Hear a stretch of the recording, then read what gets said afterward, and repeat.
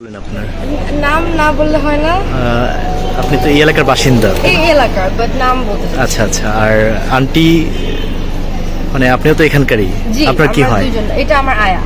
আচ্ছা আচ্ছা। তো এবার তো হচ্ছে গণভোট আর জাতীয় নির্বাচন একসাথে, তো দুইটা ভোট একসাথে দিতে কোনো সমস্যা হয়েছে? না, কোনো সমস্যা হয়নি। আই থিঙ্ক যেভাবে বোঝানো হয়েছে ভালোভাবে। আমার সমস্যা হয়েছে দিতে না। আচ্ছা আচ্ছা।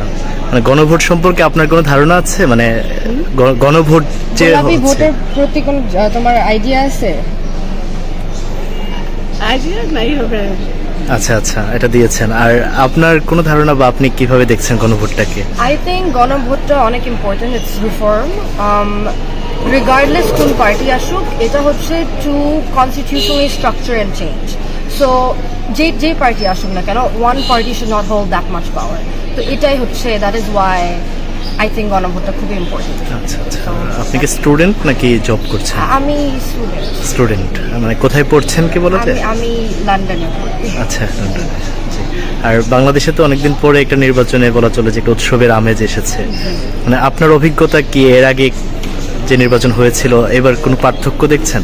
অনেক পার্থক্য দেখছি, কারণ আসলে অবভিয়াসলি আমি অনেক তরুণ, তো আমি তো মানে লাইফে কখনো ভোট দিইনি। তো এটা আমার প্রথম ভোট, অ্যান্ড এটা যে হিস্টোরিক্যাল একটা ভোট, এটা নিয়ে অবভিয়াসলি আমি খুব খুশি, আমি খুব আনন্দিত। বাট মানে অন্য ভোট সম্পর্কে আসলে ওরকম আইডিয়া আমার না, আমি দেশেও ছিলাম না, অ্যান্ড তো this is my first experience. আমি হ্যাপি যে আমার ফার্স্ট এক্সপিরিয়েন্সটা ভালো সো ফার। আচ্ছা, ঠিক আছে, থ্যাংক ইউ। জি।